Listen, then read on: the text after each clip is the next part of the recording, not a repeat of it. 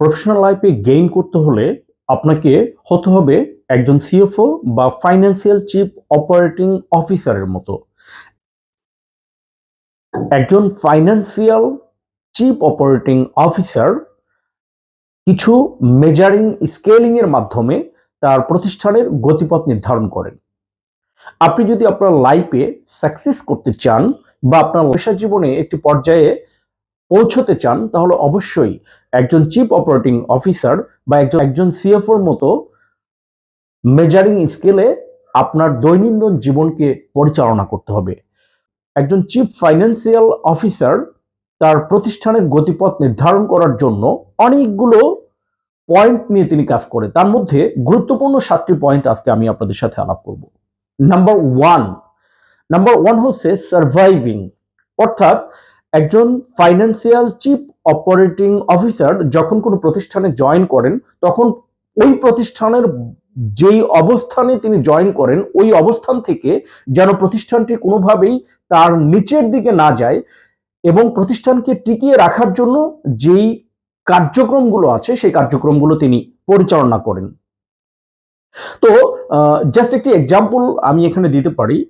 একটি জায়গায় যখন কেউ অ্যাক্সিডেন্ট করে এবং তখন সে হাসপাতালের এমার্জেন্সিতে আসে, এমার্জেন্সিতে ডাক্তাররা প্রথমে তাকে একটি স্যালাইন পুশ করে বা ব্লাড দেয়, অথবা তাকে কিছু অ্যান্টি ব্যাকটেরিয়াল যে ইনজেকশন আছে সেই ইনজেকশন দেয়। কিন্তু তার হাত ভেঙে গেছে বা পা ভেঙে গেছে, এই দিকটা আসলে ওই সময় খেয়াল করে না। এর কারণ হচ্ছে, যদি তার লাইফটাকে রেস্কিউ মুক্ত করা যায় তাহলে এই ট্রিটমেন্টগুলো পরবর্তীতেও করা যেতে পারে।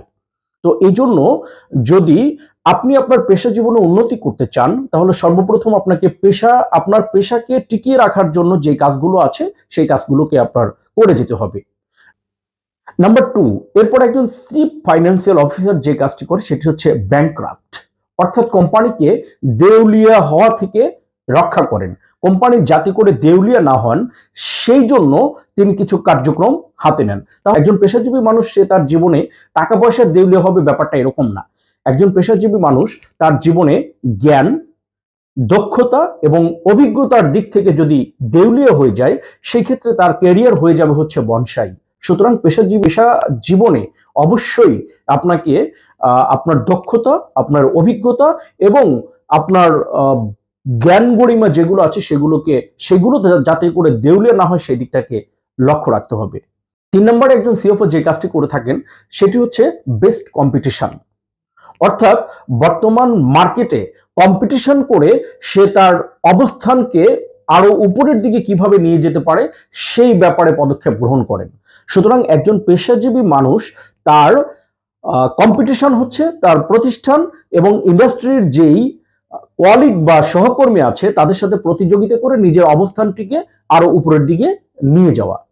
নাম্বার 4 নম্বরে একজন সিএফও যে কাজটি করে সেটি হচ্ছে ম্যাক্সিমাইজ শেয়ার নিশ্চিত করা, অর্থাৎ মার্কেটে তার বর্তমান যে অবস্থান আছে বা অর্গানাইজেশনের বর্তমান যে অবস্থা আছে সেই জায়গা থেকে কিভাবে ম্যাক্সিমাম শেয়ার নিজের কোম্পানির কাছে বা ম্যাক্সিমাম শেয়ার কিভাবে নিশ্চিত করা যায় সে ব্যাপারে পদক্ষেপ গ্রহণ করে।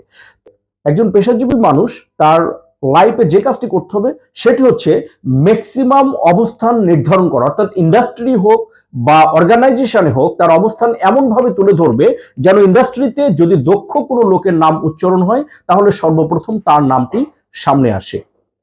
Number 5, minimum cost. এরপর একজন সিএফও যে কাজটি করে কস্ট মিনিমাইজের জন্য পিন পয়েন্ট করেন, যেই কাজগুলো করলে কস্ট মিনিমাইজ হয় সেই দিকে নজর দেন। তাহলে একজন পেশাজীবী মানুষের কস্ট মিনিমাইজ বলতে বোঝায় ইতিপূর্বে আপনি যত সময় নিয়ে যেই কাজটি করেছেন সেই কাজটি কম সময় নিয়ে কিভাবে কনফার্ম করা যায় সে ব্যাপারে প্রচেষ্টা করে যেতে হবে এবং অতিরিক্ত যে সময়টি বেঁচে যাবে সেই সময়ে নিজেকে ডেভেলপ করার জন্য, নিজের গ্রোথ নিশ্চিত করার জন্য বিভিন্ন যেই ট্রেনিং সেশন আছে বা বিভিন্ন যে ধরনের দক্ষতা অর্জন করা যায় সেই দক্ষতায় নিজেকে বলিয়ান করবে। এটা হচ্ছে কস্ট মিনিমাইজ প্রসেস। এরপর 6 নম্বরে একজন সিএফও যে কাজটি করে সেটি হচ্ছে ম্যাক্সিমাম প্রফিট নিশ্চিত করা, অর্থাৎ উপরের যে বিষয়গুলো আছে like best competition, maximum share নিশ্চিত এবং মিনিমাম কস্ট নিশ্চিত। এই তিনটি কাজ করলে অটোমেটিক্যালি প্রফিট নিশ্চিত হবে। সুতরাং উপরের ধাপগুলো যদি একজন পেশাজীবী তার জীবনে বাস্তবে পরিণত করতে পারে, তাহলে অবশ্যই পরবর্তী জীবনে তার লাইফটাকে বা তার পেশাগত লাইফটাকে সামনের দিকে নিয়ে যাওয়ার জন্য আর কোনো বাধা থাকছে না। নাম্বার 7 হচ্ছে maintain a study and earning growth. 7 নম্বরে একজন সিএফও যে কাজটি করে সেটি হচ্ছে কোম্পানির গ্রোথ নিশ্চিত করা, অর্থাৎ রেগুলার যে গ্রোথ হওয়ার কথা ছিল সেই গ্রোথটাকে নিশ্চিত করা, এই গ্রোথ যেন কোনোভাবে স্টপ না হয় এইদিকে খেয়াল করা। তো একজন পেশাজীবী মানুষও তার লাইফে প্রতিনিয়ত নিজেকে ডেভেলপ করার জন্য সে কাজ করে যাবে। যদি এই কার্যগুলো একজন সিএফও যেভাবে তার প্রতিষ্ঠানকে সামনের দিকে এগিয়ে নিয়ে যায়, একজন পেশাজীবী মানুষ যদি তার দৈনন্দিন জীবনে এই কাজটি করে যেতে পারে, তাহলে শুধুমাত্র দুর্ঘটনা ছাড়া তার পেশায় সফলতা অর্জন করতে আর কোনো বাধা থাকবে না।